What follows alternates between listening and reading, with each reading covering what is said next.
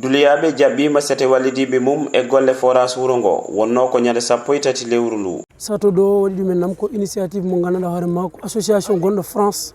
ene wiye association pour le développement de Duloyaaɓe ballodiral PAISD monsieur Pape Birama Thiam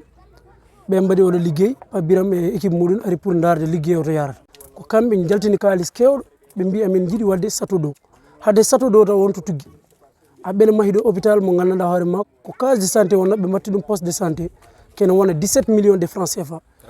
ɓe mbaɗi recruté kadi ICP ɓe jooɓi ɗumen pendant duuɓi ɗiɗi duuɓi tati kamɓe joɓata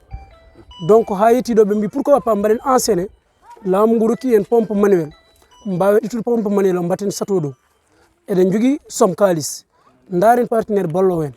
ɓe gardino ko wiyete Mamadou Sow fa Biram haalimo joni Mamadou Sow yeehi uddide damal fo damal ha Allah wallimo hawre PAISD wi wonen ɗo ko wallude won Sénégal naaɓe wonɓe caggal leydi walla joguiɓe peeje moƴƴe pour yidde wadde investir e nokku muɗum ɓe mbawi wiide noon ɓe mbaɗi signé convention entre wonɓe caggal leydi ɓe e PAISD woodi koɓe namda ɓe tekki PAISD fawti hen ko heddi ko sato o wawi waɗede hi ha woni hedde 60 et quelques millions fof gu projet o caggal ɗe golle payodinde Duloyaaɓe e wallidiiɓe mum ene jogui eɓɓoje goɗɗe ɓe jogui projet goɗɗo so ɗum ɗo gasi wadde faire tout haaɓe keɓa